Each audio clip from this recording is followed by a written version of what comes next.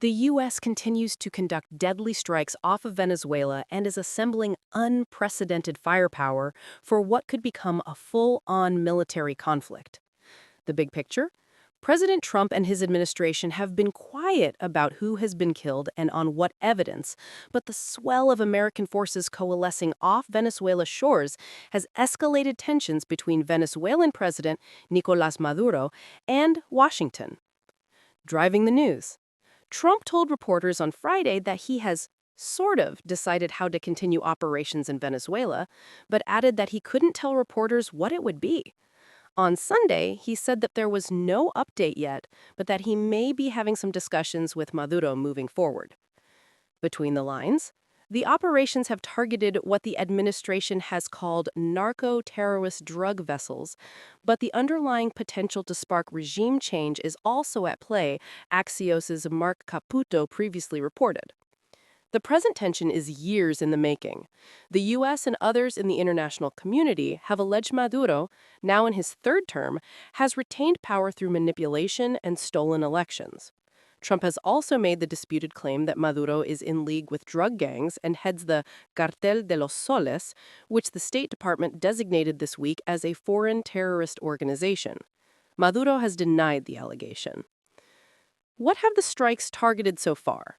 The official word is that the U.S. is striking drug vessels from Venezuela that are being operated by narco-terrorists. At least 83 people have been killed in over 20 strikes since the president first announced the operation in September. So far, no U.S. forces have been harmed. The other side? Maduro has said his country is at maximum preparedness to defend itself amid U.S. pressure, according to the Associated Press, and said that he would declare a republic in arms if the U.S. attacked. Venezuelan Vice President Delcy Rodriguez has classified America's military exercises in the area as provocation and aimed at provoking a war.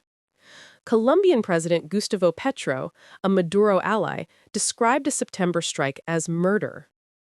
What oversight exists over the operation?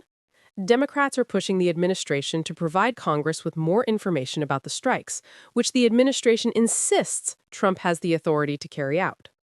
A bid to block Trump for taking military action against Venezuela failed in the Senate earlier this month, with a 49-51 vote, even though lawmakers from both parties have expressed interest in increased transparency about the operations.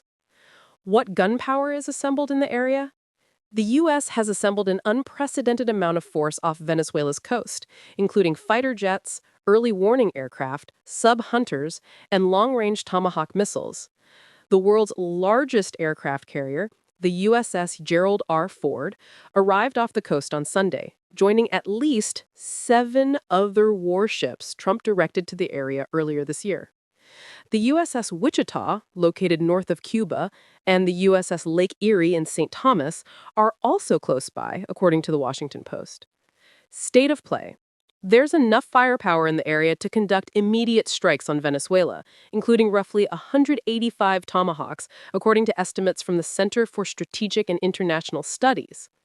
How has the Trump administration targeted Maduro? Threat level. The Trump administration doubled the reward amount for Maduro's arrest to $50 million in August, with Attorney General Pam Bondi accusing him of using criminal gangs to bring deadly drugs and violence into the U.S. Zoom out. The administration sought to tie the Maduro regime to criminal gangs as it tried to invoke the wartime authority of the Alien Enemies Act of 1798 to accelerate deportations of Venezuelan migrants the administration suspected of being in gangs. But a partially declassified intelligence memo asserted that Maduro's regime was probably not directing TDA's movement into and operations within the U.S. And an appeals court ruled in September that the administration can't use the centuries-old wartime law for its fast-tracked deportations, granting a preliminary injunction to prevent removals.